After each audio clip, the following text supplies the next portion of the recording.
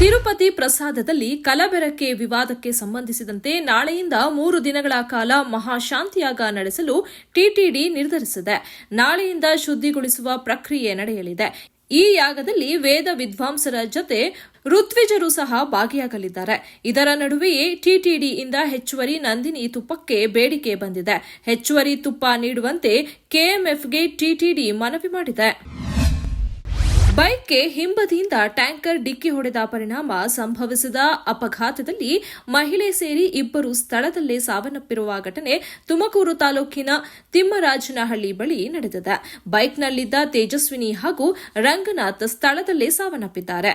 ತಿಮ್ಮರಾಜನಹಳ್ಳಿ ಬಳಿಯ ರಾಷ್ಟ್ರೀಯ ಹೆದ್ದಾರಿ 48ರಲ್ಲಿ ಈ ಅಪಘಾತ ಸಂಭವಿಸಿದೆ.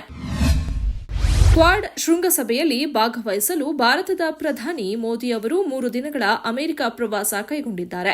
ಈ ವೇಳೆ ಅಮೆರಿಕದ ಅಧ್ಯಕ್ಷ ಜೋ ಬೈಡನ್ ಅವರನ್ನು ಭೇಟಿಯಾಗಿ ಮಾತುಕತೆ ನಡೆಸಿದ್ದಾರೆ.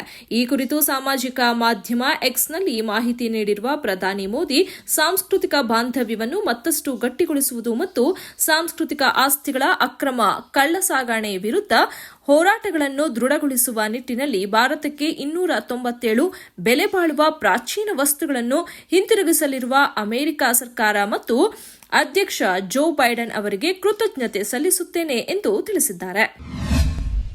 ಹಿಂದೂ ಮಹಾಗಣಪತಿ ವಿಸರ್ಜನಾ ಮೆರವಣಿಗೆಯಲ್ಲಿ ಭಾಗವಹಿಸಲು ಶನಿವಾರ ನಗರಕ್ಕೆ ಬಂದಿದ್ದ ರಾಷ್ಟ್ರ ರಕ್ಷಣಾ ಪಡೆಯ ಪುನೀತ್ ಕೆರೆಹಳ್ಳಿ ಮತ್ತು ಬಜರಂಗ ದಳದ ರಘು ಸಕಲೇಶಪುರ ಅವರನ್ನು ಪೊಲೀಸರು ವಶಕ್ಕೆ ಪಡೆದರು. ಅಹಿತಕರ ಘಟನೆ ನಡೆಯದಂತೆ ಮುಂಜಾಗ್ರತಾ ಕ್ರಮವಾಗಿ ಮೆರವಣಿಗೆಯಲ್ಲಿ ಜಿಲ್ಲೆಯ ಹೊರಗಿನವರ ಪಾಲ್ಗೊಳ್ಳುವಿಕೆಗೆ ನಿರ್ಬಂಧ ವಿಧಿಸಲಾಗಿತ್ತು.